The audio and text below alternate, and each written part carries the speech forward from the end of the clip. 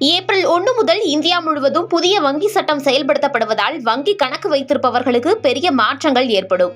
பொறுப்பான நடத்தையை ஊக்குவிக்கவும், மோசடியை தடுக்கவும், தொழில்நுட்ப முன்னேற்றத்தை பயன்படுத்திக் கொள்ளவும் வங்கிகள் தங்களது கொள்கைகளை திருத்துகின்றன. இந்த மாற்றங்கள் ஏடிஎம்மில் பணம் எடுக்கும் கொள்கைகள், சேமிப்பு கணக்கு விதிகள், கிரெடிட் கார்டு சலுகைகள் போன்றவற்றில் தாக்கத்தை ஏற்படுத்தும்.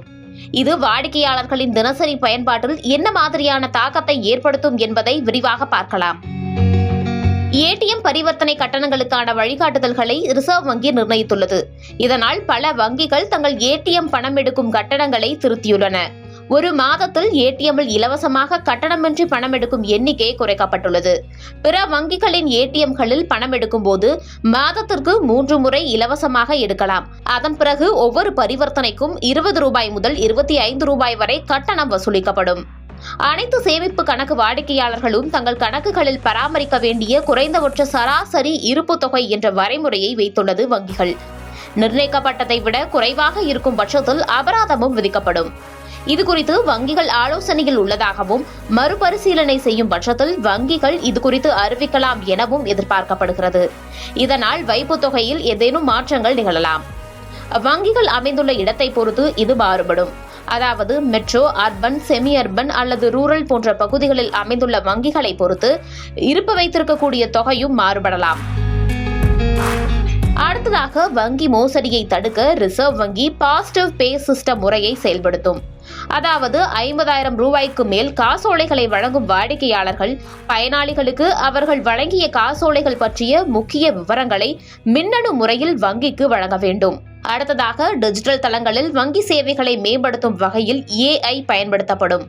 வாடிக்கையாளர்களுக்கு உதவ வங்கிகள் மேம்பட்ட ஆன்லைன் அம்சங்கள் மற்றும் AI சாட்பாட்களை அறிமுகப்படுத்துகின்றன.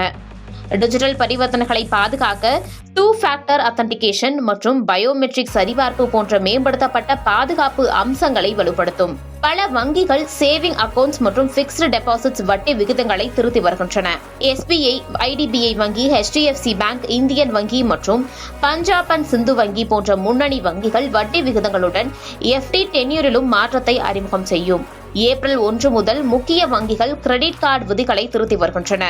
இது ரிவார்ட்ஸ் மற்றும் கட்டணங்கள் போன்ற பலவற்றை பாதிக்கும்.